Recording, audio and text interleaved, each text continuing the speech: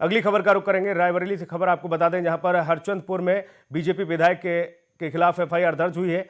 विधायक राकेश सिंह पर आचार संहिता का उल्लंघन करने का आरोप लगा है। इस दरमियान आपको बता दें, आचार संहिता लागू होने के बाद गौशाला खुलवाने के आरोप लगे हैं। जी हां, रायबरेली के खीरो थाने में दर्ज हुआ है मुकदमा। यूपी के कई शहरों में प्रत्याशियों पर आरोप लग रहे हैं कि वो आचार संहिता का उल्लंघन कर रहे हैं। बीजेपी के प्रत्याशियों पर यह आरोप आचार संहिता के उल्लंघन का, और यहां आचार संहिता के दौरान गौशाला खुलवा दी गई, यह आरोप लगा है। रायबरेली के खीरो थाने में दर्ज हुआ है मामला। बीजेपी विधायक पर मुकदमा दर्ज हुआ है। ये बड़ी खबर। यूपी के कई शहरों में प्रत्याशियों के जो समर्थक हैं वही नाराज होते हुए नजर आ रहे हैं। और इतना ही नहीं, आपको ये बताते चले कि आचार संहिता के उल्लंघन की खबरें भी लगातार आ रही हैं। ये रायबरेली की तस्वीरें हैं कि पूरी विधानसभा में कोई भी छुट्टा जानवर अब ना घूमे और उससे किसानों को होने वाली फसल का नुकसान बचाया जा सके।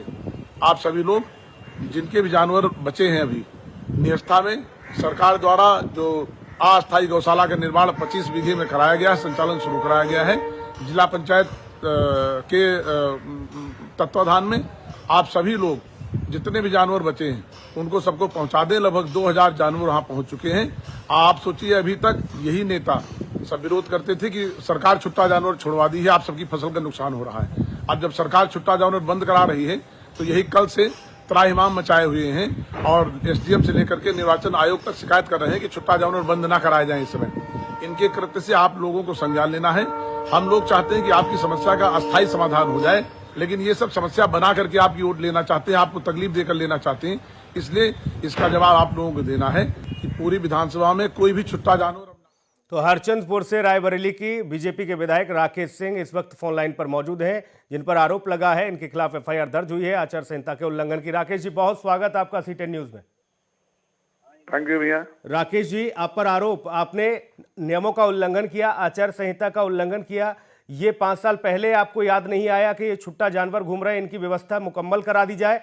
अब जबकि आचार संहिता लागू है और आपने ऐसे में सोशल मीडिया पर भी अपील कर दी, गौशाला का निर्माण करा के अपील कर दी कि आप लोग वहां पर गायों को ले जाएं। ऐसा है, ये जो अस्थायी और अस्थायी गौशाला बनाने की 5 साल से प्रक्रिया, जब से भारतीय जनता पार्टी की सरकार बनी है तब से चल रही थी। और मेरे यहाँ जिला पंचायत द्वारा जो है 27 गौशालों का निर्माण कराया जा चुका है।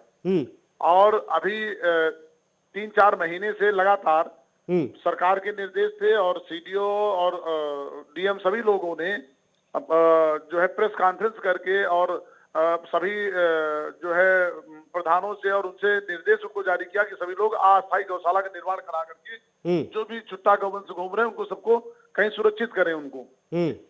उसमें जिला पंचायत और प्रधानों के सहयोग से, पंचायत प्रतिनिधियों के सहयोग से एक जो है लगभग 25 बीघे के आसपास का वो किराए पर लेकर के। ऐसा कोई आदेश जो आप राकेश सिंह बता रहे हैं, ये आपके पास लिखित में है? इसकी कॉपी है आपके भाई पास? सरकार के आदेश आप किसी भी जिलाधिकारी के, पूरे उत्तर प्रदेश में किसी भी जिलाधिकारी से, सीडीओ से आप पूछोगे तो ग्राम प्रधान, मैं आपसे जानना चाहता हूं राकेश जी, आपने नियमों का उल्लंघन किया है, इसलिए आपके खिलाफ खीरो थाने में दर्ज हुआ मुकदमा।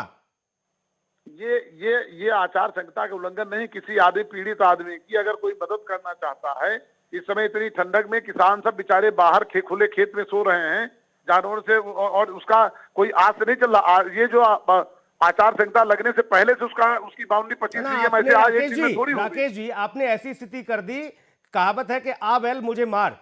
एक तो आपने आचार संहिता का उल्लंघन किया, ऊपर से आपने सोशल मीडिया पर अपील भी कर दी, बोले हमने व्यवस्था करा दी। भैया, मैंने आचार संहिता उल्लंघन नहीं किया, वो तो हमने खाली एक तरह से मान लो किसानों को सूचना दिया खाली कि हाँ वहां पर गौशाला बना है।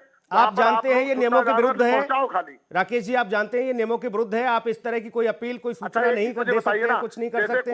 कोई जानकारी देना, मैं देख रहा हूँ कि सभी पार्टियां बड़े बड़े प्रलोभन दे रही हैं वोट लेने के लिए। और मैंने तो जैसे आप सरकार में है हुजूर, आप मौजूदा विधायक भी हैं, आप पर तो सीधे तौर पर नियम कड़ाई से लागू होना चाहिए। आप कैसे अपील कर सकते हैं? आप मेरी बात तो सुन लो ना। अपील मैंने नहीं किया।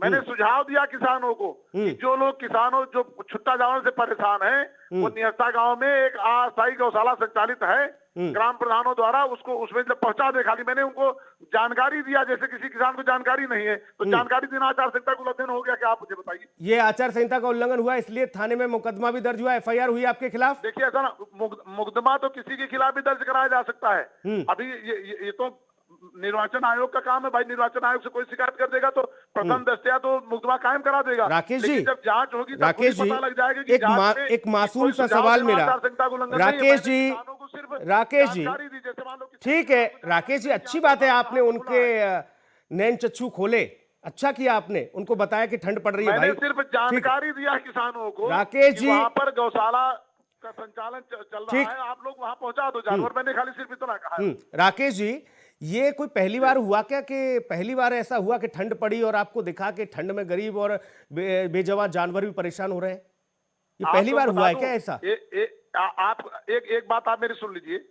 लगातार 5 साल से सरकार जो है गौशाला का निर्माण करा करके लगातार जानवरों को सुरक्षित कर रही, लेकिन छोड़ने वाले रोज छोड़ रहे हैं तो उनको जैसे जैसे छोड़ते जा रहे हैं वैसे वैसे संख्या उनकी बढ़ती जा रही थी।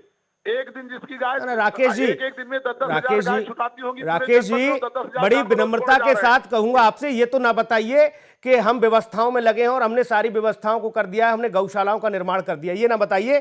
हमें मालूम है कि किसानों की जन्नत हकीकत क्या है, उनकी फसलें चट हो जा रही हैं, लोग रात में अभी भी लाठी डंडा लेकर इतनी कड़कड़ाती सर्दी में घूम रहे हैं छुट्टा जानवरों को रोकने के लिए। दूसरा ये कि आपको इसी समय क्या ये ऐसा सूझा, ऐसा आपको आपने ज्ञान देने की ऐसी कहां से ठान ली कि आचार संहिता लगी हुई है और आप फेसबुक और सोशल मीडिया के माध्यम से आप अपील कर रहे हैं और बता रहे हैं कि वहां व्यवस्था कर दी है भाई मुकम्मल आपके लिए? आप जानकारी हासिल करो हमारे रायबरेली जनपद से। हमारे यहाँ 27 गौशाला जो है वो हम लोगों के जो है अनुरोध पर ही चालू किए गए थे जिला पंचायत से पहले। आप पता लगा लो 5 साल से लगातार हम, लेकिन छोड़ने वाले तो रोज छोड़ रहे ना। तो जब फिर जैसे क्षेत्र में घूमना शुरू किया, देखिए फिर 50 जानवर छुट्टा से घूमने लगे। ऐसा तो कहीं नहीं देखा राकेश जी, ऐसा कहीं नहीं देखा कि षड्यंत्र के खिलाफ कोई 50 एक साथ छोड़ दे या 100 छोड़ दे। एक आध दिखता है कि एक आध कोई जानवर छोड़ दिया, लेकिन 50-100 एक साथ कोई छोड़ दे ऐसा तो मुकम्मल नहीं, ऐसा तो मुनासिब नहीं। ऐसी है जो ग्राउंड लेवल पर जो लोग नीचे रहते हैं उन्हीं को जानकारी होती है। जो लोग किसी ऑफिस में बैठ करके अगर डिबेट करते हैं उनको जानकारी नहीं होती। आप एक दिन राकेश जी, राकेश जी, बखूबी जानता हूँ, बखूबी समझता हूँ। आप मुझे प्लीज ये ना बताएं कि आप स्टूडियो में बैठकर ये जानकारी आपको नहीं है, आप मुझे ना बताएं। मैं भी जान रहा हूं कि आप स्थिति धरातल पर क्या है। ये बताइए, इस एफआईआर जो दर्ज हुई उसका जवाब आप कैसे देंगे? एक गांव से जो है एक न्याय पंचायत में 200 से जानवर छोड़े जाते हैं। और बताइए आप तो छोड़े क्यों जाते हैं? छोड़े क्यों जाते हैं ये जानवर? इसलिए छोड़े जाते हैं कि उनको खिला नहीं पा रहे हैं लोग, जो सोचते हैं कि इनको अगर उनकी जिनकी जिस गाय का 10 साल दूध पिया है उन्होंने, तो आपने तो 7 गौशाला बना दी ना। बेच करके बूढ़े हम 500 रुपए में दारू। महाराज आपने 7 गौशालाओं का निर्माण कर तो दिया था, तो वहां जगह कम पड़ रही थी क्या? अरे भाई रोज जब छोड़ रहे हैं तो गौशाला की भी तो लिमिट होती है ना। उनका भी क्राइटेरिया होता है कि एक गौशाला में 500 रखे जाएंगे। तो इसलिए आपको याद आया कि अब एक और नई गौशाला का निर्माण करा दिया जाए। संख्या अधिक हो जाएगी तो गौशालाओं की संख्या उसी तरह बढ़ती जाएगी लगातार। इस एफआईआर का जवाब राकेश जी कैसे देंगे? वो जब विवेचना होगी तो मैं दे लूंगा। उसमें कैसे मैं हमको प्रूफ कर दे कि हाँ मैंने अपराध किया, कोई इसमें आचार संहिता का उल्लंघन कैसे हुआ। मैं एक जनप्रतिनिधि हूँ, किसान को सूचना दे सकता हूँ कि हाँ तुम जो यहाँ परेशान हो छुट्टा जानवर से वहाँ गौशाला चल रहा वहां पहुंचा दो। ये सूचना देना कोई अपराध हो गया क्या? ये स्थायी गौशाला आपको ऐसे ही समय में लगा कि ऐसे समय में बना दी जाए आचार संहिता के दरमियान? अस्थायी गौशाला मैंने नहीं बनवाया है, बनवाया तो प्रधानों ने, जिनसे सीडीओ और डीएम ने अपील की थी।